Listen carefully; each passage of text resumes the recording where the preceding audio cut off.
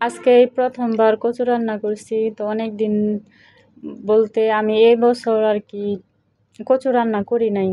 কারণ আমার মানে কচু খাওয়াটা নিষেধ ছিল। তবু আমার খেতে ইচ্ছে করছিল। যাই হোক, কিছুটা আলু দিছি এইজন্য আর কি। তো এখানে আমি পাঙ্গাস মাছের মাথা নিছি। তো মাথা দিয়ে রান্না করলে কিন্তু ভালো লাগে খেতে। আর এই মাথাগুলোর ভিতর সুন্দর করে মসলা দিয়ে এখানে আমি সুন্দর করে এটা ভেজে নিব, মানে হালকা ভাজা যাকে বলে। আর একদম ভাজা ছাড়া খেতে পারি না আর কি, এই কারণে আর কি একটু ভাজবো আর কি। তো সুন্দর করে মশলাগুলো মাখানো আমার হয়ে গেছে। এখন আমি সুন্দর করে মাছগুলো ভেজে নিব। আর কড়াইয়ে আমি সুন্দর করে তেল দিয়ে দিছি। তেল দেওয়ার পর আমার ভিডিওটা জানি কীরকম হয়েছে আর কীরকম একটা মানে ঘোলা ঘোলা, হয়তো ক্যামেরার মাঝখানে মানে ক্যামেরার উপরে মনে হয় যে একটু মানে কিছু ছিল আর কি, এই কারণে এরকম হয়েছে। যাই হোক, আমি খেয়াল করি নাই, কোনো সমস্যা না। তো আমি মাছগুলো বেশি একটা ভাজবো না, হালকা ভাজবো। তো যাই হোক, মাছ কিন্তু ততটা ভাজা হয় না, একটু হালকা ভাজা দিব আর কি। তারপরও ভাজা মানে এটা হতে চায় না আর কি ভাজা। যাই হোক, একটু ভাজছি আর কি।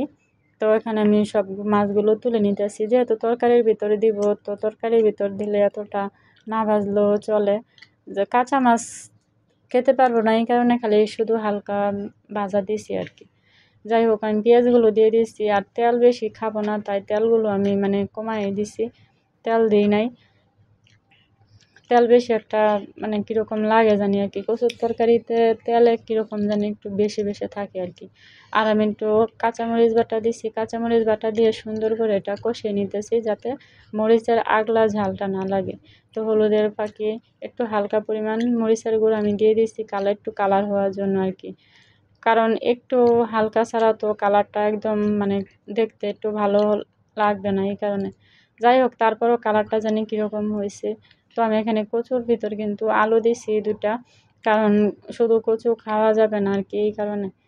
তো আলুটা দিয়ে সুন্দর করে কষিয়ে নিব। আর এই পর্যন্ত কষাবো যে পর্যন্ত এই পানিটা না শুকায় আর কি। কারণ পানিটা না শুকালে তরকারিটা খেতে ভালো লাগবে না, সব জিনিসই আর কি।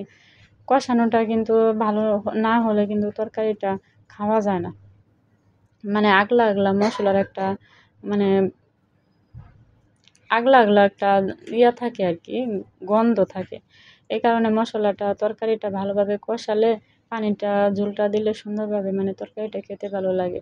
আর পানিটা একটু বেশি দেখা যাচ্ছে, কিন্তু পানিটা একদম থাকবে না, কারণ জাল দিয়ে পানিটা একবারে মানে শুকিয়ে দিব।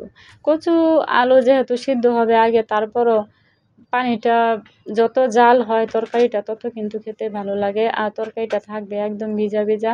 আর মাছটা দেওয়ার পরেও কিন্তু তরকারিটা মানে ঝোলটা একটু টেনে নিবে আর কি। আর মাছটাও সিদ্ধ হবে। আর তরকারি কচু কিন্তু আর আলু পানি কিন্তু আরও খেয়ে নিবে। সবাই ভালো থাকবেন। আল্লাহ হাফেজ।